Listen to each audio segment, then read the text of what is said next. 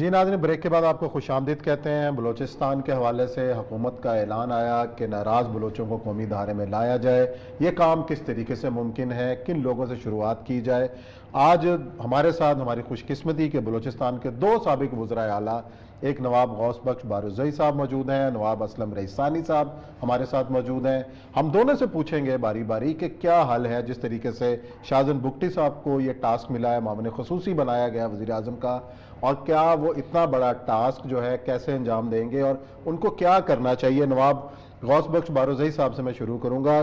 جی نواب صاحب، بتائیے گا کہ ایک تو یہ حکومت کا یہ اقدام آپ اس کو کس طریقے سے دیکھتے ہیں، اور جو اتنا بڑا ٹاسک ہے، کیا جو ہمارے شاہزین بگٹی صاحب ہیں وہ اتنے کیپیبل ہیں کہ اتنے تمام ناراض بلوچوں کو اپروچ کریں اور یہ کام انجام دے سکیں؟ دیکھیے جی، یہ کوئی نئی بات نہیں ہے جناب۔ یہ پانچویں انسرجنسی ہے، اس سے پہلے 4 انسرجنسیز اسی طرح سے ایرپٹ ہوئی اور ختم بھی ہو گئی جی۔ اور اس کے پیچھے ایک بہت بڑی جو ہے نا کیا کہتے ہیں لیگیسی بھی ہے، ایک طریقہ بھی ہے، موڈس آپرینڈی بھی جو ہے تقریباً ایک جیسا تھا، اور لڑائی جھگڑا فساد ہوا، کچھ عرصے کے بعد سبسائڈ ہو گیا اور وہ دیے گئے کیا کہتے ہیں ان کو جی، کچھ نہ کچھ کیا کہتے ہیں پرسنل پریویلیجز وغیرہ دے کے معاملات کو ٹھنڈا کر دیا گیا۔ آخری جو تھی وہ 73 میں بھٹو صاحب کے زمانے میں ہوئی، جس میں نواب اکبر خان گورنر تھے اور ان کے دور میں یہ انسرجنسی شروع ہوئی۔ تو وہ بھی چلتے چلتے جب جنرل ضیاء آئے تو ان کے دور میں جا کے ختم ہو گئی، کیونکہ کمزور ہو چکی تھی۔ لیکن بہرحال پھر جنرل ضیاء نے ان کو نیشنل عوام پارٹی کے جو لیڈرز تھے جو کہ حیدرآباد سازش کے اس کے تحت اندر تھے اس میں جیل میں، ان کو آزاد بھی کر دیا اور وہ باہر چلے گئے کچھ، اور کچھ یہاں پہ رہ گئے۔ تو اب یہ کہ پچھلے تجربات سے سیکھ کے اگر ہم کچھ کام آگے کرتے پھر تو ٹھیک تھا۔ بدقسمتی اس ملک کی جناب پھر دوبارہ جو ہے 5ویں انسرجنسی جو شروع ہوئی تو وہ 2006 اور 7 اس درمیان میں کنٹروورسیز اٹھی نواب صاحب کے ساتھ، اپنا وہ جو گیس کی رائلٹی کے اوپر مسئلہ چلا، کچھ اور مسائل تھے، تو اس کے اوپر یہ سلسلہ چلتا رہا۔ پھر ڈوز اینڈ ہاکس ہوتے ہیں جی، وہ ہاکس نے جو ہے وہ ٹیک اوور کیا۔ نواب اکبر خان تیار بھی تھے بات کرنے کے لیے، اسلام آباد سے جہاز بھی آیا تھا ان کو لینے کے لیے، لیکن بہت ساری آپ کو پتہ ہے جب ایسے معاملات ہوتے ہیں تو جنریشنز بہت قسم کی ہوتی ہیں، تو کچھ لوگ نہیں چاہتے تھے کہ یہ معاملات صحیح طرف جائیں، تو وہ اس طرح سے آہستہ آہستہ وہ معاملہ خراب ہوتا گیا۔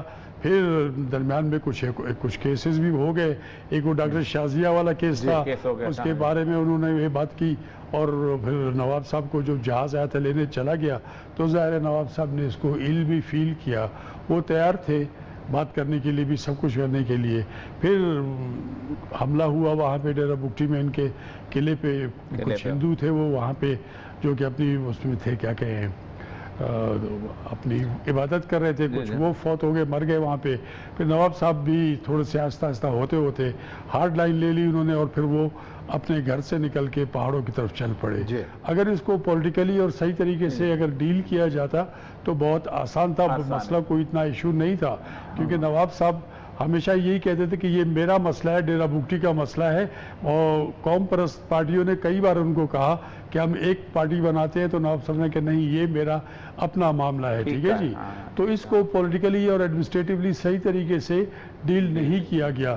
اگر اس کو صحیح طریقے سے ڈیل کرتے تو یہ حالات اتنے برے نہ ہوتے۔ جی نواب صاحب ہمارے ساتھ موجود ہیں اپنا نواب ریحانہ صاحب۔ ریحانہ صاحب، اس کے بعد کی جو صورتحال ہے وہ آپ کے سامنے ہے، اور آپ چونکہ وزیر اعلیٰ بہرحال خاص طور پہ آپ پہ ایک ایسے جگہ سے تعلق رکھتے ہیں، مسلوق جو ہے، جو کہ 1948 سے ہب ہوتا تھا، یعنی پرنس عبدالکریم آغا اور یہ سارے لوگ، اور پھر دیوار صاحب وغیرہ، یہ ساری موومنٹ کا بنیاد وہی ہوتی تھی۔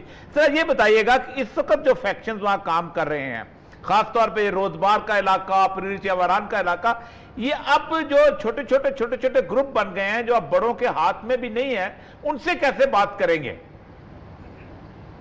نہیں، یہ تو پھر وریا صاحب، یہ بالکل یہ مسئلہ ہے۔ پہلے تو یہ تھا کہ جو ہمارے قبائلی معتبرین تھے، یا ہمارے سردار اور دوسرے ہمارے محترم سب تھے، تو آپ کسی کو اپروچ کر کے تو کسی کو ڈھونڈ لیتے تھے، لیکن اب دس از اے ٹوٹلی نیو بریڈ۔ تو ان کو تو ڈھونڈنے کے لیے تو ان کے پاس ISI ہے، ان کے پاس ملٹری انٹیلیجنس ہے، تو یہی ڈھونڈ سکتے ہیں۔ ہم تو دور سے دیکھ رہے ہیں کہ انسرجنسی ہے، اور بات چیت کیے بغیر مطلب یہ مسئلہ حل نہیں ہوگا. اب تو 73 سال سے تو یہ کبھی یہ انسرجنسی کچھ رائز بھی ہوتا ہے, کبھی سبسائڈ ہو جاتا ہے, تو یہ ویوز تو آ رہے ہیں. اچھا یہ جو سپلنجی کا علاقہ کبھی اس پہ ریڈ ہو جاتا ہے, کبھی اماران پہ ریڈ ہو جاتا ہے, کبھی اس کے بعد وہ روزبار والے علاقے پہ ریڈ ہو جاتا ہے, یہ پورا جو پھیل گئی ہوئی ہے ساری چیز جو ہے, یہ اب مجھے آپ کو اندازہ ہے کہ اس کی ویراسٹی کتنی زیادہ ہے؟ ہر وقت یہ چوہے بلی کا کھیل ہی چلتا رہے گا؟ ہم تو لوگوں سے سنتے ہیں کہ آرمی ٹروپس, ملٹری ٹروپس وہ ریڈ کرتے ہیں, آپریشنز کرتے ہیں, لیکن مطلب ایگزیکٹلی مجھے پتہ نہیں, لیکن مطلب یہاں وہاں ملٹری آپریشنز ہو رہے ہیں. حل کیا ہے؟ میرا خیال ہے کہ اب حل کی طرف بات چیت شروع کہاں سے کی جا سکتی ہے؟ یہ جو کچھ لوگ مثلا خصوصاً وہ جو پورے علاقے کے لوگ, جی افغانستان, یعنی میں تو ٹھیک ہے, میں قبائلی میں سردار ہوں, لیکن آج کل تو بات وہ سیاسی ہے. اب دیکھیں کہاں سے شروع کرے بات. اب بات تو آپ شروع کریں 1947-48 سے. آپ وہاں سے شروع کریں جہاں خان احمد یار خان مروب اور محمد علی جناح مروب کے درمیان میں ایک معاہدہ قرار پایا تھا, جو جس کو یعنی الحاق, یعنی ریاست کلات کا الحاق پاکستان کے ساتھ. اگر آپ نے کوئی بینچ مارک کرنا ہے تو بینچ مارک آپ شروع کریں یہاں سے. یہ مطلب I think it will be a good move. نہیں وہ تو نواز صاحب کی بات اچھی ہے, وہ تو خان آف کلات بیٹھا ہوا ہے انگلینڈ کے اندر, وہ تو اس سے بات کی جا سکتی ہے, لیکن وہ لمبی سی بات ہو جائے گی. بارزئی صاحب, آپ چونکہ بالکل سبی کے اس جگہ پہ موجود ہیں, اور خاص طور پہ آپ کا تو گھر اس روڈ کے اوپر ہے, کہان والے روڈ کے اوپر, اور یہ خاص طور پہ اس علاقے کے اندر, آپ یہ بتائیے گا کہ یہ جو سپلنٹر گروپ بن چکا ہوا ہے اس سارے عرصے کے اندر, اور جو کہ اب بڑوں کی بھی نہیں سنتا, خصوصاً مکران میں تو قبائلیت ویسے ہی ختم ہو گئی تھی, اور اس کے ساتھ تو انڈیا کا جو بیچ میں جو آ گیا وہ, اور پاکستان کا جو آ گیا, کہاں سے بات شروع کی جائے؟ دیکھیے سیدھی سی بات ہے جی کہ جیسے نواب رحسانی نے فرمایا کہ خان آف کلات اور قائد اعظم کے درمیان میں جو بات چیت تھی, اس کو اگر آپ نے پیرامیٹر رکھنا ہے اپنا, تو سیدھی بات ہے اس وقت جیسے آپ نے فرمایا خان آف کلات بیٹھے ہوئے ہیں انگلینڈ میں, لندن میں, وہاں سے ان سے بات شروع کریں, کیونکہ کرپٹ تو بلوچستان کی وہیں سے شروع ہوتی کہ بلوچستان میں زیادتی ہوئی اب کلات کو انیکس کرنے کے لیے زبردستی. ٹھیک ہے جناب. تو پھر اب یہ ہے کہ سپلنٹر گروپس تو بہت بن گئے. میرے والد بچپن میں بھی اور جب جوان ہوئے پھر سردار ہوئے تب بھی وہ قوم پرستوں کے ساتھ تھے. میرے لیے سارے کے سارے جو ہے میں ان کو بچپن سے جانتا ہوں جی. اب پوزیشن یہ کہ مسئلہ بلوچستان کا ہے, بلوچستان میں خان آف کلات میٹر کرتے ہیں کیونکہ ہسٹوریکلی وہ ان کے بڑے تھے. اور اس کے بعد نواب صاحب کو یاد ہوگا, ان کی تصویریں بھی ہیں, ایک سائڈ پہ نواب صاحب, دوسری سائڈ پہ ثناء اللہ زہری, مقصد صاحب اور دوسرے سرداران بھی تھے جو خان آف کلات سلیمان جان کو کے ساتھ کھڑے تھے, ان کا ہاتھ اوپر اٹھایا ہوا تھا. اب میں سمجھتا ہوں کہ بالکل 2 نمبر لوگ آگے آ گئے ہیں, اس مسئلے کو استعمال کر رہے ہیں. سرداروں کا وہ سے نہیں رہا, لیکن اب بھی سفید ریش ہیں, بڑے ہیں جو بلوچستان کے وہاں کے جو بڑے ہیں, وہ خان آف کلات کے ساتھ شروع کریں معاملات کو, پھر بات یہاں پہ ہو جائے گی. آپ مستوگ میں آپ بھی رہے ہیں, پولیٹیکلی آپ جانتے ہیں وہاں پہ جی, وہاں سپلنجی کا علاقہ سارا, وہاں پہ جو ہے بنگلزئی ٹرائبز ہیں جو کہ کام کر رہے ہیں. سردار بنگلزئی بھی پریشان ہے وہاں سے. تو یہ سب سردار جو اوریجنل سردار ہیں, اوریجنل سیاستدان بھی رہے ہیں جی. یہ اور بات ہے کہ مینیپولیشنز ہو گئی ہیں سوسائٹی میں. ہماری قومی اور صوبائی اسمبلی میں کچھ ایسے لوگ آ گئے ہیں جن کی اسٹیک نہیں ہے آگے کے لیے, فیوچر کے لیے وہ آپریٹو بننے کی کوشش کر رہے ہیں. نان اینٹیٹیز بن چکی ہیں. تو اس میں میں سمجھتا ہوں کہ اس کو شروع کرنے کے لیے نواب رحسانی ہو گئے, زہری ہو گئے, باقی جتنے سردار تھے, نواب مکسی ہو گئے, اختر جان مینگل ہو گئے, سب کے سب اگر بلوچستان کو ٹھیک کرنا ہے عوام کے لیے, پبلک کے لیے, تو پھر تو سب کو اریٹیٹ کرنا پڑے گا. میرا اپنا ارادہ تھا 2013 میں نے جانا تھا انگلینڈ خان آف کلات سے ملنے کے لیے, اور مجھے پتہ ہے کہ وہ میرا انتظار بھی کر رہے تھے, لیکن کیونکہ میں کیئر ٹیکر تھا تو اس لیے پھر مجھے بہرحال ادھر ادھر انہوں نے مصروف رکھا. اب یہ ہے کہ بلوچستان کی خاطر, بلوچستان کی عوام کی خاطر یہ ہے کہ اگر شروع کرتے ہیں, بسم اللہ کرتے ہیں, تو خان آف کلات کو ریٹیٹ کرنا ہے. چیف آف ساراوان آپ کے ساتھ ہیں, وہ سن رہے بات, چیف آف جھالوان بھی ہیں, اختر جان مینگل بھی ہیں, اور باقی سردار بھی ہیں. جائیں اب इस सदी में 21st सेंचुरी है, अब सियासत की बात है, अब ताकत की बात नहीं है। असेंबलीज में आ जाए, खान साहब भी अपनी पोजीशन ले लें असेंबली में, तो उसके बाद जो 2 नंबर के लोग होंगे यकीनन पीछे रह जाएंगे, वरना स्टेक होल्डर्स बहुत आगे हैं अपने मफाद और अपने मतलब के लिए। They will do each and everything. अच्छा नवाब साहब ये बताइएगा, आप चीफ ऑफ सारावान हैं और जाहिर बात है चीफ ऑफ जालावान, जाहिर बात आपके नीचे बहुत सारे ट्राइब्स हैं, शवानी हैं, मुजत्तक हैं, बंगलजई हैं, ये सारे के सारे। लेकिन ये इलाका तो चलो ठीक आ जाएगा, ये जो बरोई इलाका है, लेकिन इसके साथ जो नीचे मकरान का इलाका है जहां असल वो है, वहां तो डॉक्टर मालिक हैं, उनकी अब कोई नहीं सुन पा रहा, वो बेचारे लंदन जाके वापस आ गए।